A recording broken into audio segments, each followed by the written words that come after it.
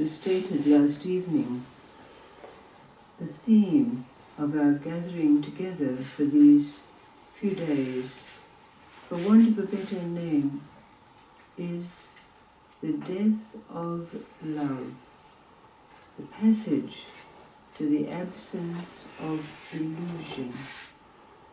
But as last evening, it has to be stressed that it is not a transition, it is not a rite of passage, nor an initiation. These are way stations along the spiritual path. This is the passage from the death of love to the absence of illusion. There is an allegory about a young man, handsome, virile, coming to the moment of his maturation.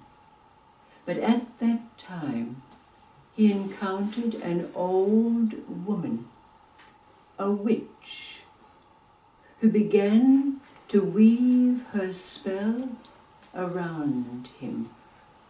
He was mesmerized, and when it was completed, he was completely besotted with her, seeing her as a glorious goddess.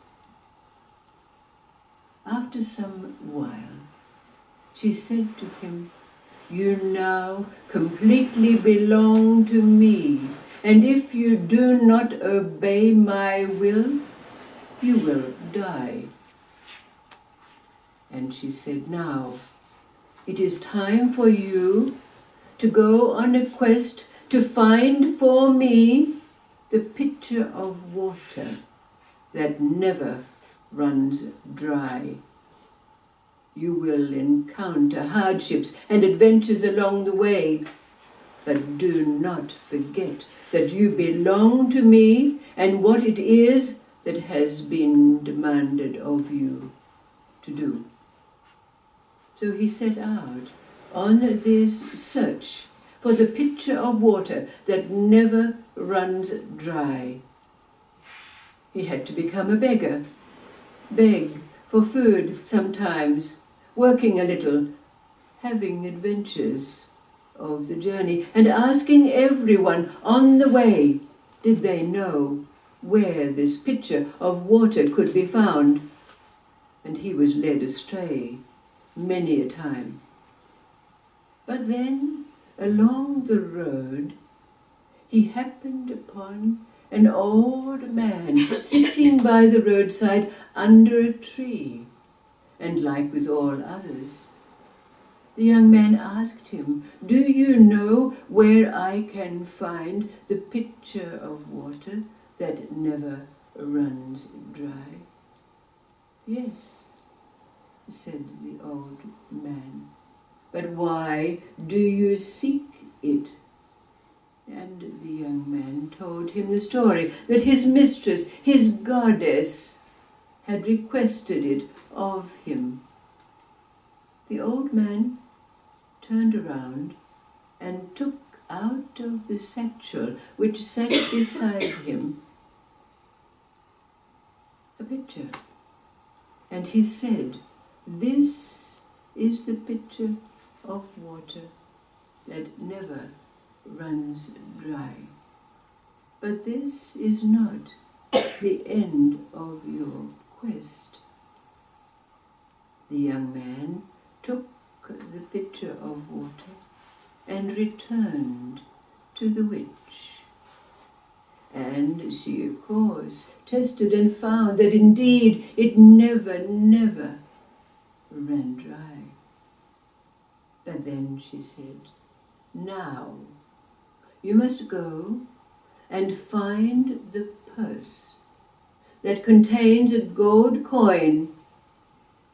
And when the coin is taken out, another appears, and another, and another."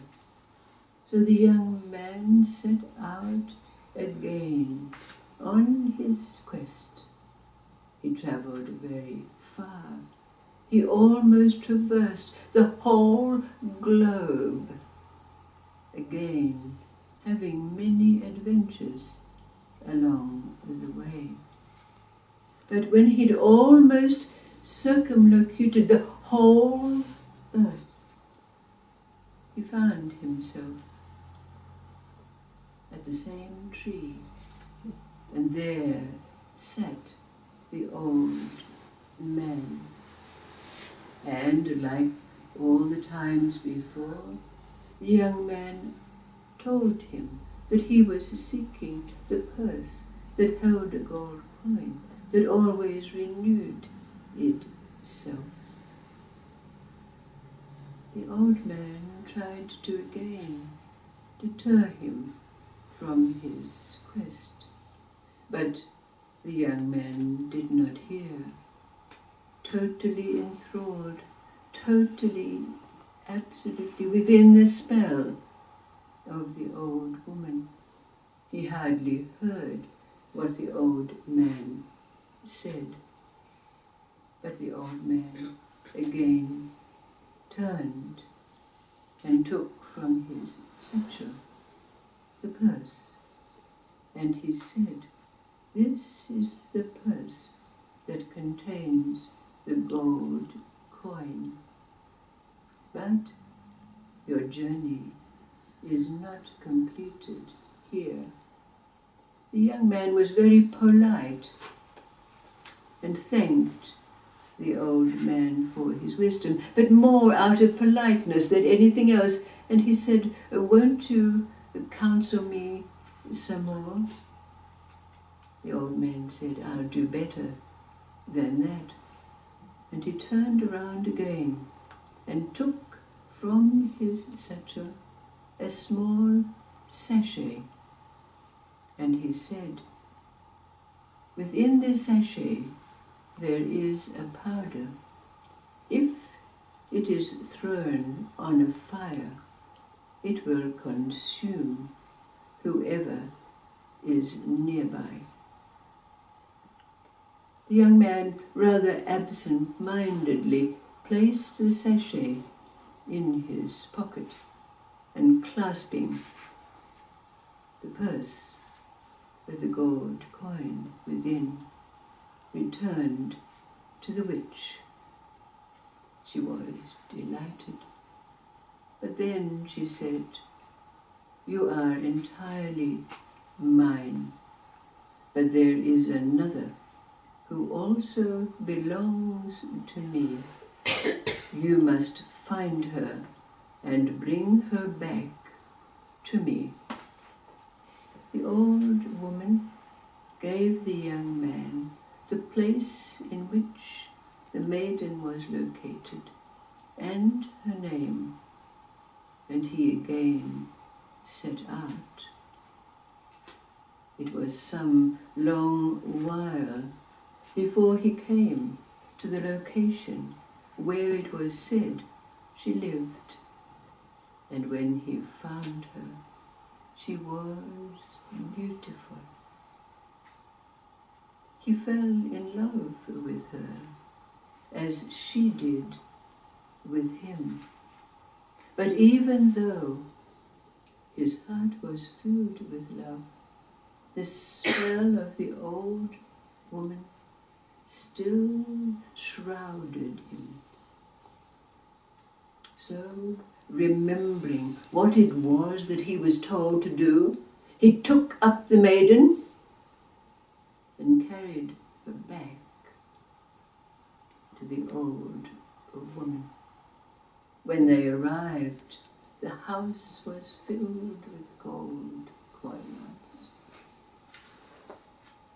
But the old woman began immediately to weave her spell around the beautiful maiden, to claim her for herself.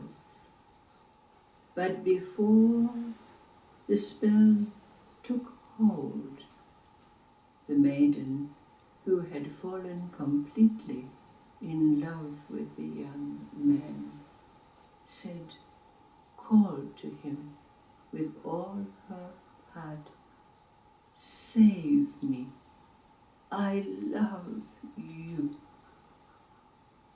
In that moment, the spell was broken, and the young man remembered all that had happened to him. His hand went into his pocket, and he drew out the sachet and tossed its contents into the fire. Immediately, the old woman, the witch, who was sitting beside, was completely consumed by the flames, and, as was said, never to return again. Of course, we know the end of the story. The young man and the maiden were married, lived a rich life on the gold, surviving also on the pitcher of water that never runs dry. What is the meaning of this story for us? What is the meaning of a pitcher of water that never runs dry? A purse with a gold coin that replenishes itself. Whenever the gold is taken from it. What is this powder that, when sprinkled on fire, consumes all?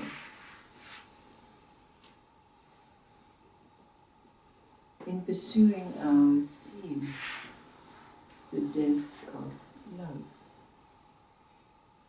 the symbols, the archetypes in this story are very important to us to recognize the passage that lies between the death of love and the state of absence.